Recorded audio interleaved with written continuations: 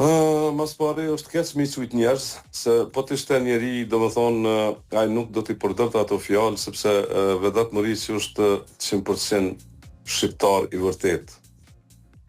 Dhe sigurisht që Vedat Muriqi e folë edhe gjuhën turke, e folë edhe anglishtën, e folë edhe spanjollishtën, e folë edhe frangjishtën, e tash nëse e folë një gjuhë të dush me i thonë, do të me pas shumë kujdes, sepse ai i tillë që thot ashtu, unë mendoj që ai nuk është fillimisht njeri dhe nuk ka gjak njeriu ose gjak shqiptari hisenç. Me u thon këtyre njerëzve, të cilët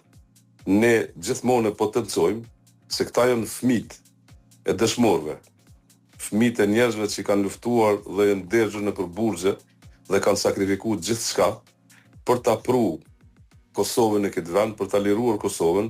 dhe unë e them dhe po e them edhe sot, edhe e them gjithë. Kjo uniformë e kombëtarës tonë e ka secila pjesë, secila fije që është ndërtu kjo kombëtare, kjo po fanellë kombëtarës e ka një ngjarje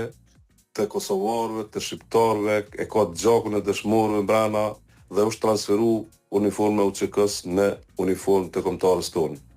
Dhe ti i thuni ushtarit e tillë, një fëmis i cili ka frymua për fillimit dhe ka folë për Kosovën, është poshtërsia më e madhe që na ndodh neve, po kemi kësi njerëz të cilët për 220 ose 30 euro ose 200 euro klikime, ose për një interes të vogël, ose për një njati personal, ose i paguar, duhet t'jesh ose s'duhet t'jesh shqiptar për me folë kësi gjona në momentet e tilla. Së cili na kem gabime, po nuk preket në identitet njëri, nuk preket në atë që s'preket, sepse Vedat Muriqi ka mund të luaj në cilën do kombëtare që ka dashur. Po e ka zgjedh rreth e veta, vendin e vet dhe ka dashur mi përfaqësu gjakun e vet, cilin gjak dikush nuk e ka ndoshta,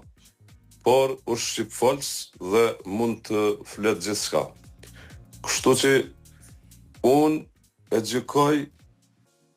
fuqishëm bashkarisht me krejt komunitetin e futbollit, me u fol këtyne djelëve kështu dhe me u thon këtyne djelëve të tillë kështu, që është marrja e Zotit dhe paftërsia më e madhe që mund ta ketë një njeri. Unë nuk e di kush ka thonë, po kushdo që është ai,